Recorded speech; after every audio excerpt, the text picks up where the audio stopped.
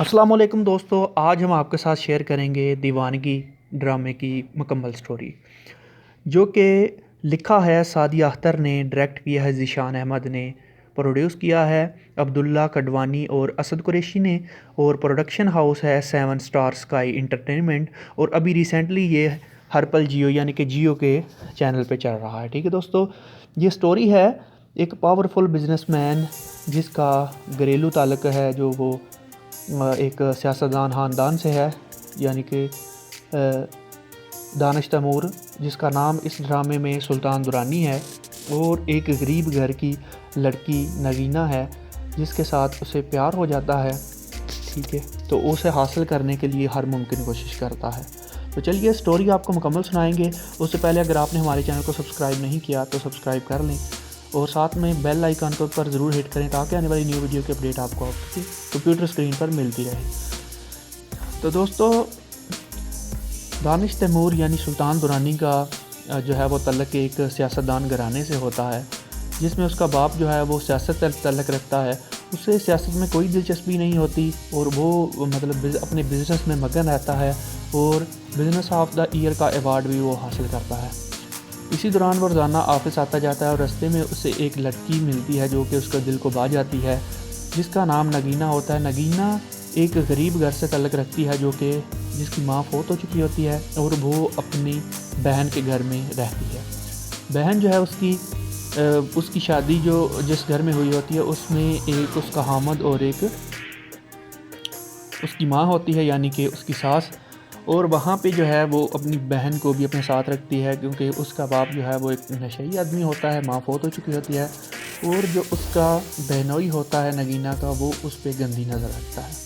नगीना अपनी जॉब के लिए स्ट्रगल कर रही होती है। इसी दौरान जिस भी ऑफिस में वो जॉब के लिए जाती है वहाँ उसको हरासा भी किया जाता है।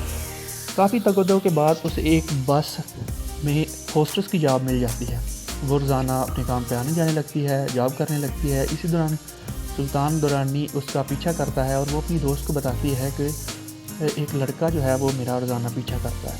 उसकी दोस्त उसको मशवरा देती है कि ऐसे लड़कों से बच के रहना, क्योंकि ऐसे लड़के जो हैं वो हरासा करते हैं। तो इसी दौरान सुल्तान दुरानी को पता चलता है कि एक बस में काम करती है, यानी कि होस्टेस है।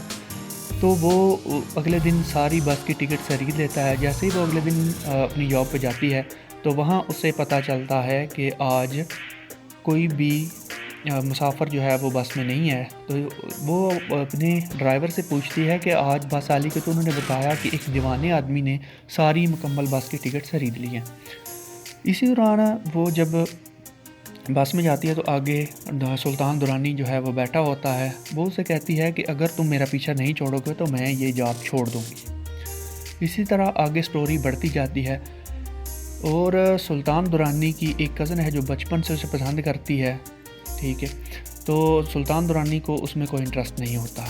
वो स्ट्रगल करके नगीना तक पहुँचता है, फिर उससे एहसास दिलाता है कि उसे प्यार हो गया है और वो उससे शादी करना चाहता है।